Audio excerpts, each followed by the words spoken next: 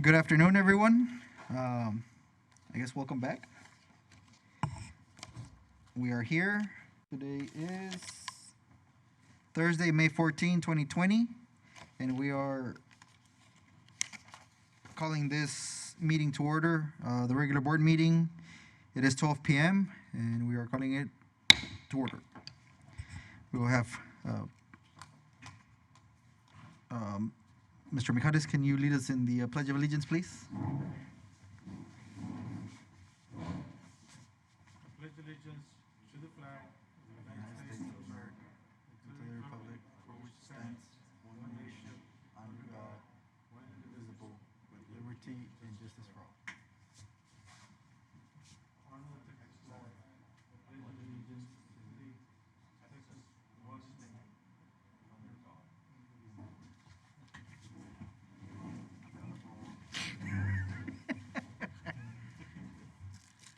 What he said.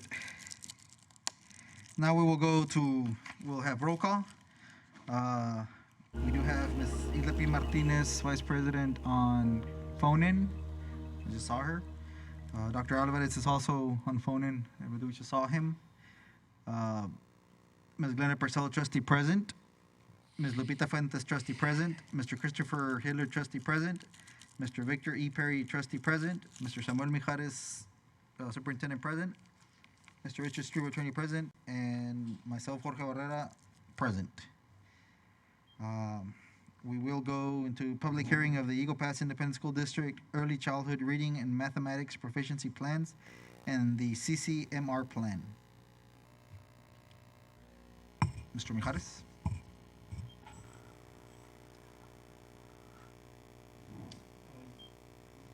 Yes, we have Mr. Martinez.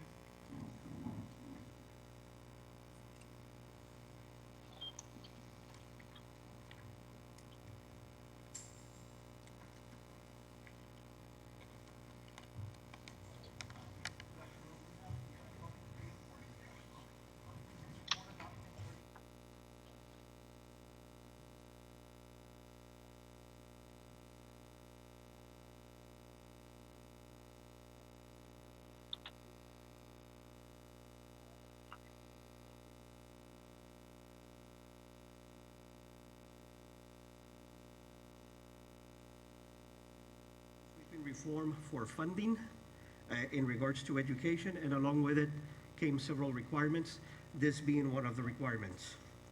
If we can briefly go to page 1 of the presentation, and I'll just discuss these items briefly.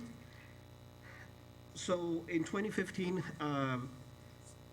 the higher education department came up with something called the 60 by 30 plan. And basically what it is, the target is for Texans by 2030 to have 60% of the young adults to either have a degree or certificate. And of course that aligns with us because at our K-12 institutions, we do prepare the students who eventually will go into post-secondary education or the workforce or the military. So that's the overall arching idea of 60 by 30 TX. If you'll continue to page 2, last year TEA came up with this plan. They aligned HB3, the plan, to the 60 by 30 plan. And the requirement is to have 3 plans, one for early education at grade levels 3, third grade level math and reading, and the other one at the high school level, CCMR. And the idea is to have 60% of the students to be proficient in those 2 areas, or those 2 levels. Now the bar is high because we're using the MEET standard as it reflects on page 2, the MEET standard on STAR, which is a higher bar than the approaches. So by far the most detailed plan that the state has, that in turn we also have, is on page 3. If you have any questions, please let me know. So on page 3, we have the first plan, which is the early literacy plan. And this right here focuses on foundation reading skills as required by the by TEA. It tells us to evaluate our programs, to look at data analysis, and wherever we find issues that we address them through our progress monitoring and intervention system. They were so specific that at the bottom of page 3, they also tell us about professional development. The state is mandating professional development for early reading, which goes into page 4. And in page 4, it tells us that all teachers K through 3rd must attend the literacy or the reading academies along with their principals. So this right here is looking at instruction, it's looking at data analysis, and it's also looking at professional development. This is the first time the state has required that for us. Now, all of these items have already been in place at the district, but they had never been required by the state. Now they are. So that's why they're in the plan. Page 4 is more specific, and I'm not going to read all of it, but just to mention what is or what entails the reading academies, the instruction of reading, especially at the early grade levels. It is there, the direct instruction, and the areas that are to be focused both in the classroom and at the training. Okay. The second part of the plan is on page 5, and these are the actual goals. The goals for 3rd grade, to go from a 42 to a 47 in 2020 to 2024. As you can see, those are the targets right there, the overall targets. But if you'll notice right below it, right underneath, it also has the targets for the subpopulations. So it addresses all students, and also we monitor by subpopulation. And those are the targets. But please remember, this is at the meets standard, which is a much higher bar than what we normally see on accountability. The approach is level. Any questions on those? Now, any goals that we have, if you'll follow to page 6, any good plan has a progress monitoring element in there. And as you can see on page 6, we delineate the programs that we use to monitor this progress, including iStation, DRA, and STAR itself. Okay. Now we are required to go to page 7 to look at the mathematics plan. This one does not have as many requirements by far. It does not have a professional development required. That's a local decision. Unlike the reading plan, it does not have it. But we are required to have a plan, look at the areas of instruction, look at the progress monitoring, look at the goals, and we have the goals there on page 7. Just the same way we have it in reading for the year 2020 to 24. And of course, we understand there was no testing in 2020, but we're still required to have it there. And just like we have it in reading, we also have it by subpopulation. Okay? It is there on page 7. Again, at the meet standard. This is 3rd grade math. On page 8, just the same thing that we have in reading, we also have a progress monitoring area for mathematics. We have the Imagine Math program that we use to monitor, of course, the unit assessments, and STAR, both in the interim assessment form, which is online practice, and the actual STAR in the spring. Any questions? And last but definitely not least is the CCMR plan. This is for the high school students who graduate. And the target here is, again, 60%, but in this case, we're not looking at one source of data, we're looking at different sources of data. And the objective here, as they're underlined, is to have the students to be college ready, or to have an industry-based certification through CTE, or to have them prepared to join the military as well. So as long as we have those 3 targets, we meet the requirement for CCMR.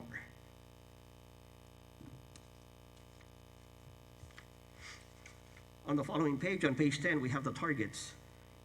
Now, the target is 60% by 2030. This plan is a 5-year plan to 2024. But as you can see there on page 10, we're already close to that 2030 target. We're gonna be very close by 2024. As it can tell you there, it's a 56. So that would be for the overall population. And just like the early plans, early childhood plans, we also have it by subpopulation as well. Hispanic, special ed, EL, and so forth.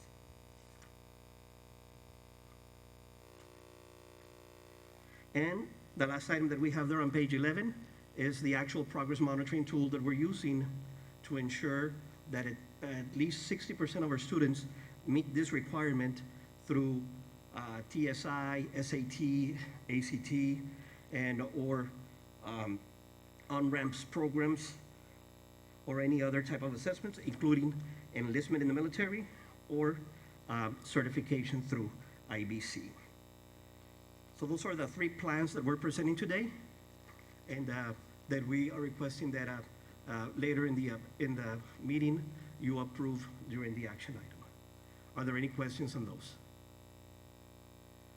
Yes, sir.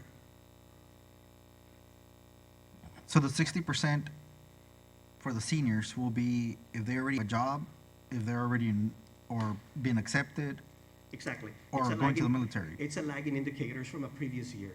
So what happens is, College Board, Department of Defense, and so on, provide that information to TA and say, this percentage of your students enrolled at a university and had no need for remediation, or they graduated with an IBC, which is an industry-based certification, or enlisted in the military. That is provided 1 year after the fact. So we're using, for example, in 2019, they used the 2018 data. For 2020, they would have used the 19 data. So now we're looking for what you're gonna be doing after high school. Correct. Okay. And that is college readiness right there, and so on. And that's how we address the 60 by 30 TX initiative from the state. Any other questions? We're good? Everybody good? Thank you. Thank you.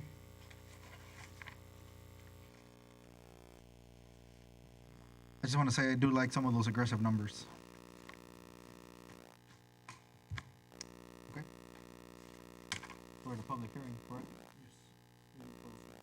Anybody stand for the public hearing? At this time, 12:15, we will be closing the public hearing. And now we will move to citizens' communications and recognitions, and we don't have any citizens' communications, and I believe we don't have any recognitions at this time. So we will move to district reports and presentations, and we will take 1 through 4? 5, 1 through 5, all 5 at this time. And we do have Mr. Mijares for any questions, and we do have Ms. Gonzalez for any text questions.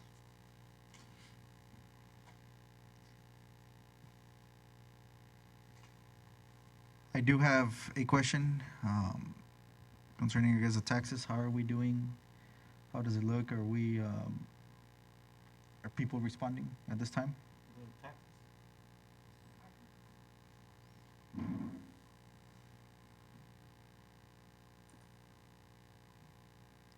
And how are we helping?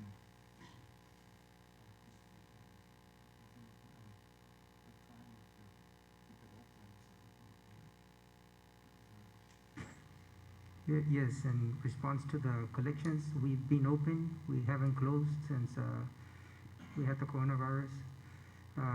We've been open normal hours. However, we are looking at a reduction in our collections. We've been monitoring that on a daily basis, and it can range between $1.2 and $1.8 million that we will be short this year. So there's some accounts that we've touched base with Sonia Gonzalez, our tax attorney, and we will be concentrating on those once July comes in, when we turn over those accounts to our tax attorney, and we will be fighting suits as needed. We've never been that far behind, and it's gonna be, we're gonna have to look at that when we work at the budget for next year, because the way the funding works is that collections affect state funding. So if this continues and we do have a 1.5 reduction in Deficit. taxes, we're looking at about another $1 million in state funding, just on the tax component part of it. Now on the funding for the student attendance and FTEs, full-time equivalents for all the state mandated programs and so forth, we should be okay with that. We should be whole on those, because the state, they had a seminar yesterday, a webinar which I was part of, and it's all indications that they're gonna be to fund the portion of the student side. But on the tax side, I've already asked, and this started, and we have not gotten a response. I'm going to a workshop on the 20th, and we'll pose that question. It's happening throughout the whole state. I asked him to give me a percentage throughout the state, and it's pretty much where we're at right now. So it is not something that's just happening in Eagle Pass. Statewide. It's throughout the state. So yes, we are behind on our taxes. I think it's one of those Questions? things that we can't control, but Correct. everybody's going through it. And Yes, ma'am. Are we in the second year of the funding for the legislature funding, so we shouldn't drop in funding this year from the state, other than what you just said? Yes, that is correct. That was part of the workshop yesterday too. The mechanism's gonna be the same. I already know what my tax rate's gonna be for next year. We just got it yesterday, and then it's gonna be reassured by the state comptroller in the summer. And what some districts are thinking of doing, because it was a disaster, that they have the option to increase their tax rate to the 117 for 1 year. That's what some districts are looking at. That's one of the variables that's not fixed. But if the taxes are not there, if it takes a couple of years for the collection rate to move higher, to move up, because we were at about 99% collection rate, and if it doesn't go up right away next year, we are looking at about a $3 million reduction in overall funding. I mean, that's something we can't control at this point.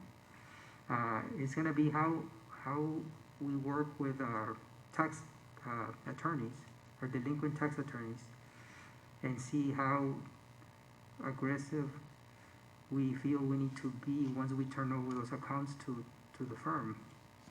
And that's gonna be a decision. We do have a very big account right now that has not paid. It's one of our top 10 taxpayers. This is the first year they don't pay, so that didn't help. They had always paid. So yeah, that's gonna be interesting how that works out. But the side of the taxes is gonna be the big unknown once we start looking. Once we start looking at the numbers for next year, the one that we're gonna have to be very careful how we look at are gonna be the taxes. Hopefully we'll have a rebound. I know our tax attorneys work with a lot of other districts. I decided not to close the tax office for the reason that we decided to make changes there to make everybody safe. We made drastic changes there right as soon as it started, but I decided not to close it because I know the way the funding works. And but even having it open, we're behind collections. I mean, there's no doubt about it. How much is going to be the amount?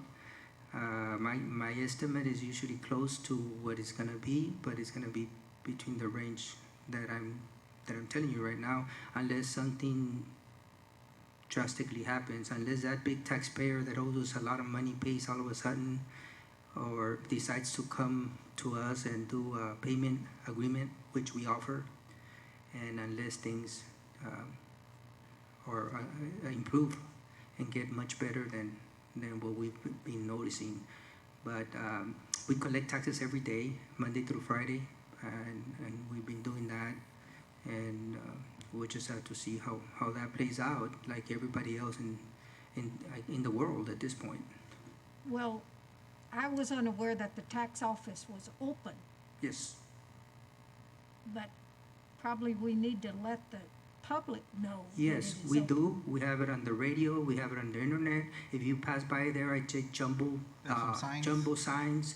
I mean, we've pretty much closed from having a cheerleader there in front for them to know that it's open.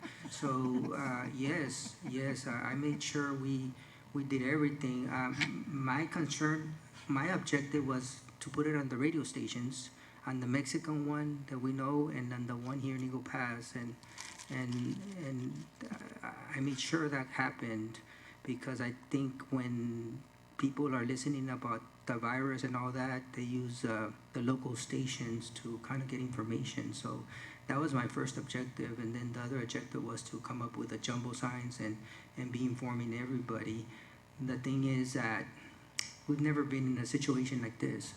I've just, I mean, to tell you, we've never been in a situation of this magnitude. Hopefully the state, I told the state right away when this happened, the first day it happened, I called Region 20 and I told them, be careful with the component of the taxes because I know I'm gonna get hit on the taxes even before it started. And that's something that hopefully we'll clarify sometime next week. Because it's one thing to lose $1.2 million or $1.5 million from taxes. The other thing is the state component. If you're gonna lose on top of that another million because the state's reducing your funding because you're not doing your local effort, it's a double whammy. I mean, it's one thing on top of another, and then it makes it difficult. So I know they have some grants or what have you, but as of right now, I have not found any relief from the state because of the tax collections. I'm not saying it's not gonna happen because every district is in the same situation. So, I mean, it might be something might be coming. I think we're all in this like Yes. this, so we just have to weather it out, Yes. and hopefully the best Yes. comes. So Yes, Yep. and we're doing everything in our part. If there's any ideas from any of the board members or anybody that anything else we can do to inform the community that we're open and that we're trying to do everything we can, we would really appreciate it. I mean, because I mean, I just don't. I would like to expose as much information, but yes, we've been open. We have never closed. That's what the department that never closed, not even a day. We kept it open. Will you, at the next meeting, have a report on how much money that we didn't spend on stuff like athletics and? Yes, the report is there. I made sure. Yeah, but where? It gives you know, a percentage, and yeah, it'll give you a percentage because when you look at a report, I think It's- she's saying more if you can at the next meeting have more of a breakdown, All right. just without going through. Just tell us we I- save this. yeah, I have it. I mean, I can give it to you right now. I mean, the thing is that once we start looking at the budgets, 90, like in those special programs, 97, 98, 90, in the top 90 is personnel. Like when we were looking at the food service component, that we closed food service, that's one of the ones that I went right into it right away too, is that most of the expenses are in the payroll. So Well, we get a percentage, like for example, we're supposed to be, like if you look at the utilities, we're about 3% less than we normally are. It's about 123,000 that we might save in utilities, provided that this savings continues until the end of the year. The same thing goes for every program. Now, you'll be able to see when we get the final month of the operation, you're gonna be able to see, and there will be money left over because we're not allowing anybody to do purchases. I'm keeping track of it. Mr. Cox is doing the instructional. Mr. Rolando Salinas is doing the facilities part of it, and we'll make sure that we only process essential requests. We don't want them to spend money just because the money's there, because the concept might be that they say, oh, the money's there, I'm just gonna spend it because it's my budget, and we've been seeing those type of requests, and we haven't been approving them.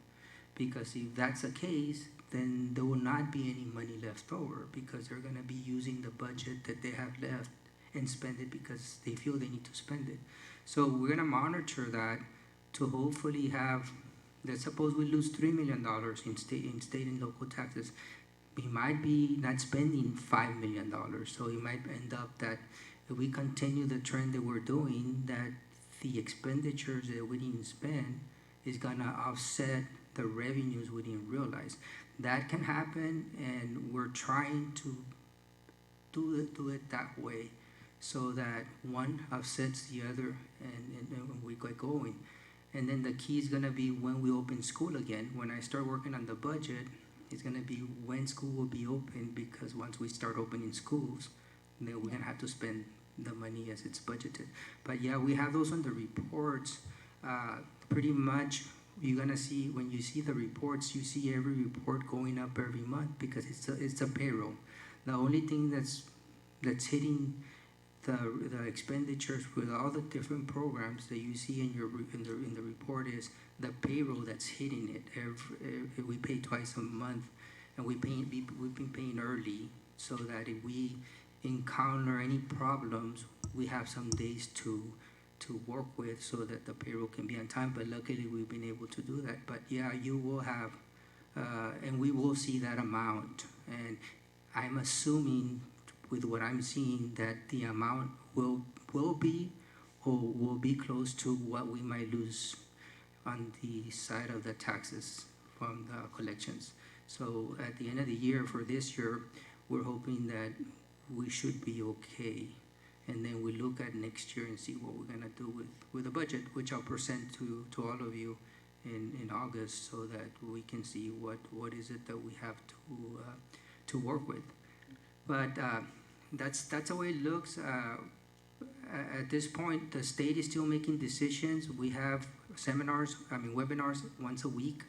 So we're hoping, I will keep the board abreast of that.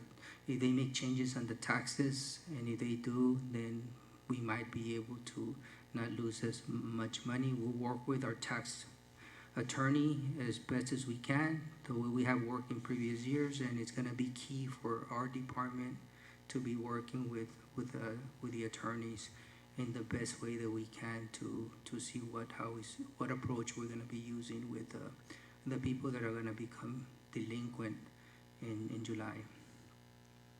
Thank you, sir. Thank you, Mr. Mijares. Any other questions with the reports? If not, we will move to action items. Number one, consider and take appropriate action on the request to adopt the Eagle Pass Independent School District Early Childhood Reading and Mathematics Proficiency Plans and the CCMR Plan. So move. We have a motion. Second. We have a second. Questions? Not all in favor, please raise your right hand. Motion passes. Aye. Then we have one. A yay. 2, consider and take appropriate action on the request to approve the Eagle Pass Independent School District proposed plan for District of Innovation.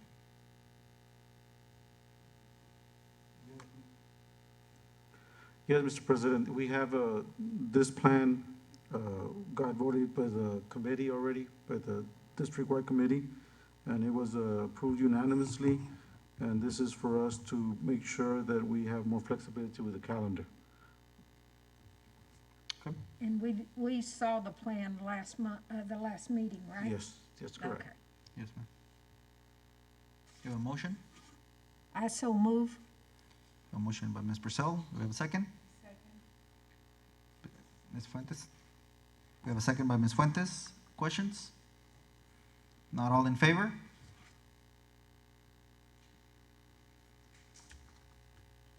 Unanimous.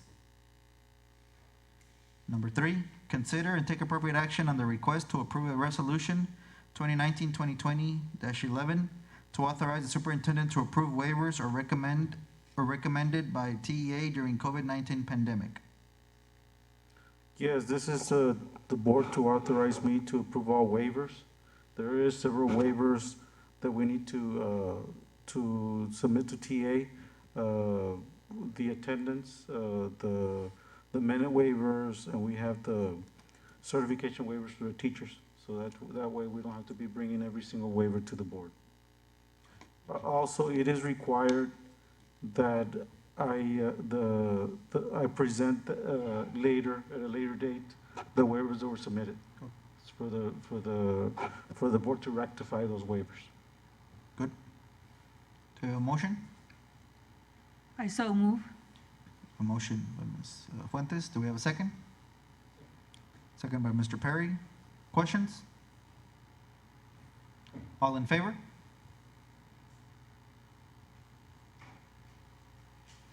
Unanimous? Number 4, consider and take appropriate action on the request to approve the E-rate Year 23 application. Mr. Mijares? Yes, we have Mr. Camarillo. You have any questions? This is for the E-rate. We get federal funding for it. If there's any question, Mr. Camarillo is available. Any questions before we have a motion?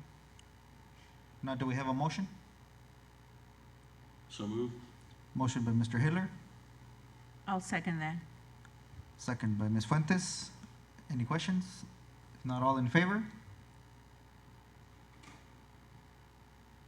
Unanimous?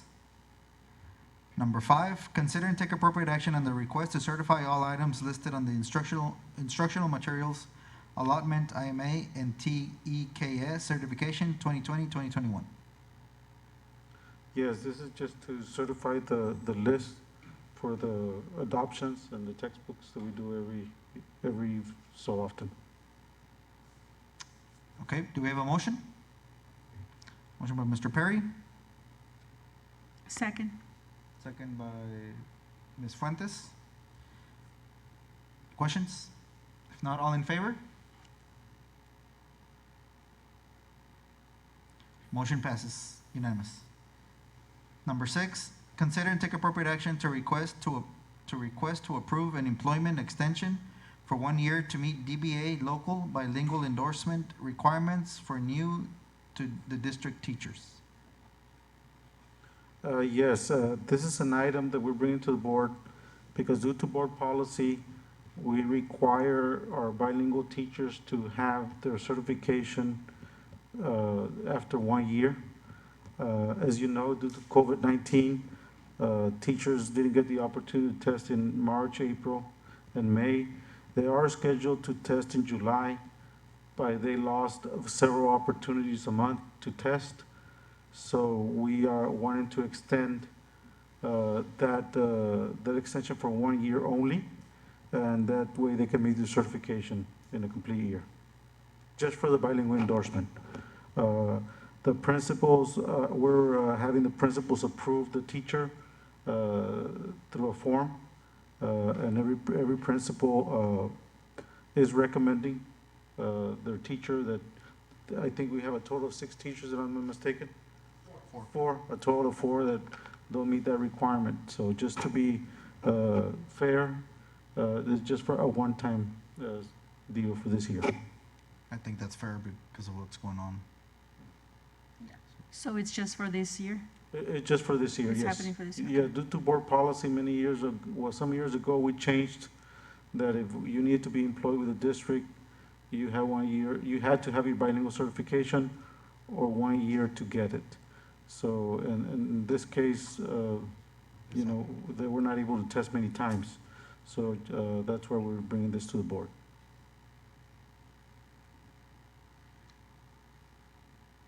Okay, I so move. We have a motion. Do we have a second? Second. We have a second. Questions? If not, all in favor?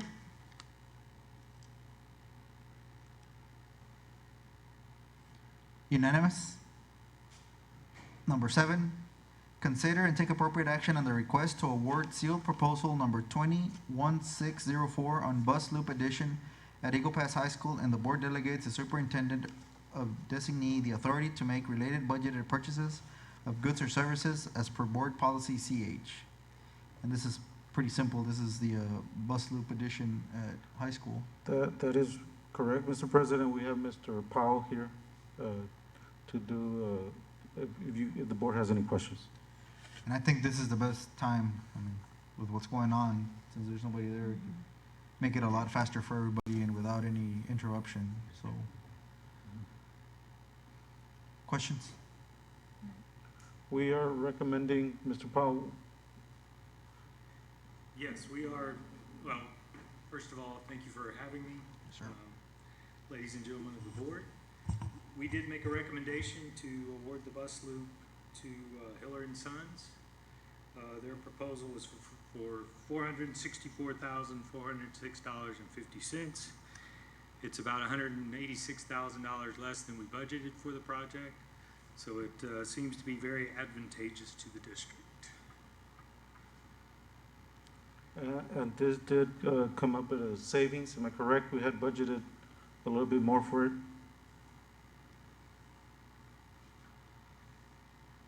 Okay, we have the recommendation from Mr. Powell and administration. Do we have a motion? I so move. Do we have a second? Second. Mr. President, I'd like to abstain from this item. Yes, sir. Any questions? If not, all in favor? And we do have an abstention. Motion passes. Number 8, consider and take appropriate action on the request to award seal proposal number 20-1704 on Entry Drive and parking lot addition to Armando Serna Elementary, and the board delegates the superintendent of designee the authority to make related budgeted purchases of goods or services as per board policy CH. Yes, again, we have Mr. Powell, and as the board knows, Armando Serna has been an issue for a long time, the traffic and parking space. So this is something that we need it, so it is not a want, it's a need. So we have Mr. Powell here again. Yes, just to make sure everybody's aware, what we're planning to do here is to add a second drive into that campus, therefore eliminating a lot of the traffic that's building up right there on the corner. Again, we have a very advantageous proposal that was provided by Mr. A.E. Hiller and Sons. In this case, his base bid was for $259,420, which was about $20,580 less than our budget. In addition to this, we also requested alternate costs. In this case, it was to provide a concrete drive in front of the school. Right now, you'll know it's, you may be aware that it's asphalt, and it's having some issues with alligatoring and, alligatoring in the pavement and also some cracking. And so we feel that the concrete would eliminate these types of problems and give you a long-term solution to these issues. So we are recommending to include a concrete drive for $58,500. Total price for the contract would be $317,920.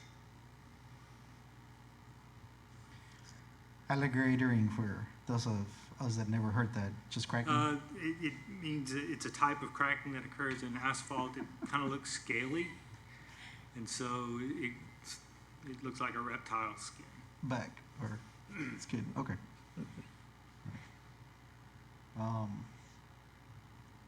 Further questions? If not, do we have a motion? I guess there is the base bid and then there's the alternate bid to consider on this one. Do we have a motion? It could be a motion to do the base, or I make a motion that we take the base bid plus the alternative of the concrete drive in front of the school and agree with both amounts. we do have a motion to take both the base and the alternate. Do we have a second? Second. We have a second. Any questions? Mr. President, I'd like to abstain. And we do have an abstention. Not all in favor?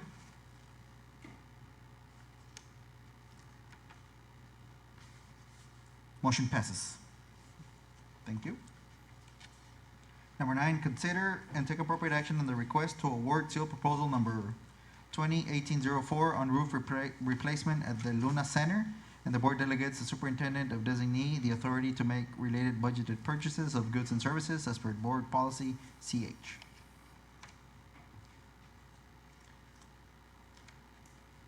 Yes, Mr. Powell? Yes. Bob?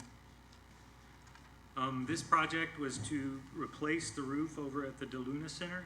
It included about 24,000 square feet of new roofing, or roof replacement at that campus. The specifications call for a 15-year warranty with this replacement. What's the recommendation on who? We're recommending that Atrium Roofing out of San Antonio be awarded the contract. Their proposal was for $102,000, which is about $8,000 less than we budgeted. And they have a good record. Their record is very good in residential and tar type roofs. Are we recommending it? Yes, we are. Administration is good? Yes, the other option would be to pay around double, and it was too much of a cost, so we are going to be working with the contractor, and our maintenance department is going to be monitoring the process. We just have to monitor very closely. Yes. And bring in people that know so we can keep an eye on it. Yes, we are going to have our new maintenance supervisor, Mr. George Riojas, and he will be in charge of the project. Which he has overseen some of these things Yes. before. Okay. So do we have a motion? So moved. Second? Mr. Perry? We have a motion and a second. If no more questions, all in favor?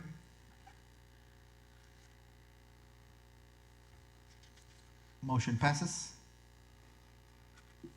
Now we will move to consent items. We will take both together. Consider and take appropriate action on the request to accept a $1,000 donation from donors Choose Keep Kids Learning, and consider and take appropriate action on the request to amend the general fund budget.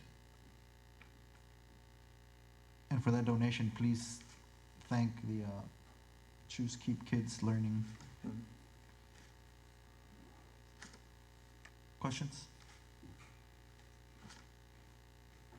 If not, do we have a motion? Mr. Perry, do we have a second? Second. Ms. Purcell, all in favor?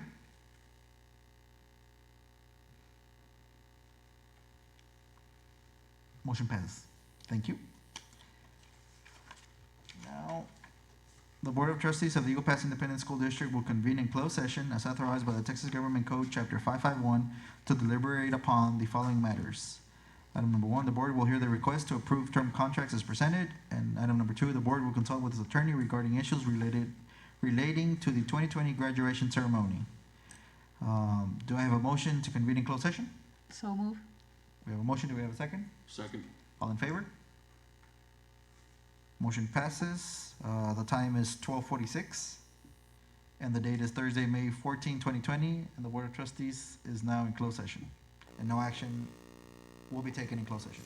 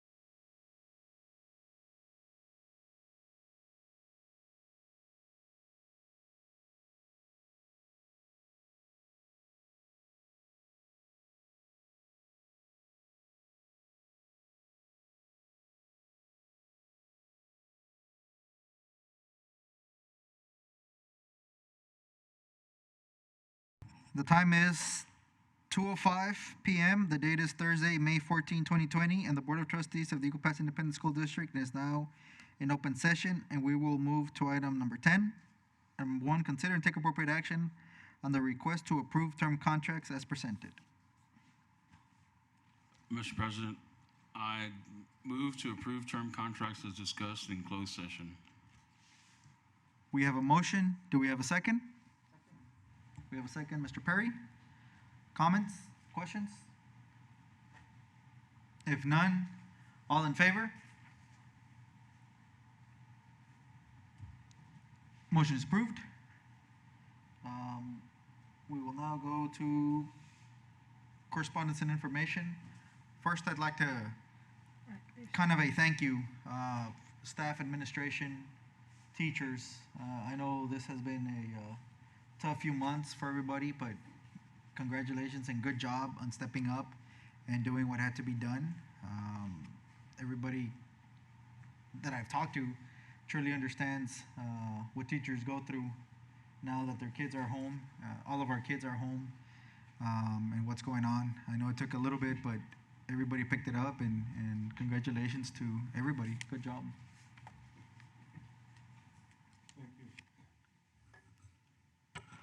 Thank you, Mr. Barrera.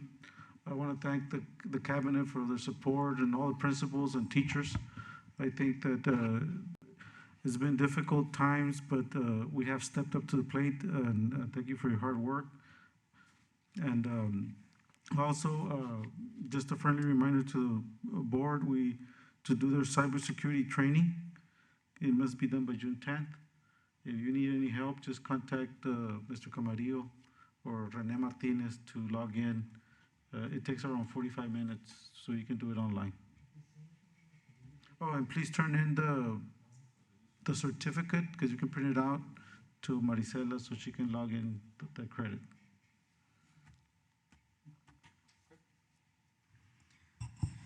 If there's nothing else, I will ask Just for a one motion to adjourn. Just one question. Yes. They haven't canceled the board meeting or conference, the Summer Institute? The Summer That goes- Institute leadership, that they haven't happens in done June. so, Okay, but we'll advise you if they do. okay. Thank you. I think most of the conferences are kind of being canceled, but I don't understand why they haven't canceled that one. I really Yeah. don't. Yeah, we check it on the daily, almost on a daily basis, and he says that they have no canceling plans, but that they will post it if it's done so. Because I don't think San Antonio is gonna allow it to happen. Yes, that's another thing, that's maybe a ordinance. Yeah. But then we do need to get together on getting the rest of the hours we need.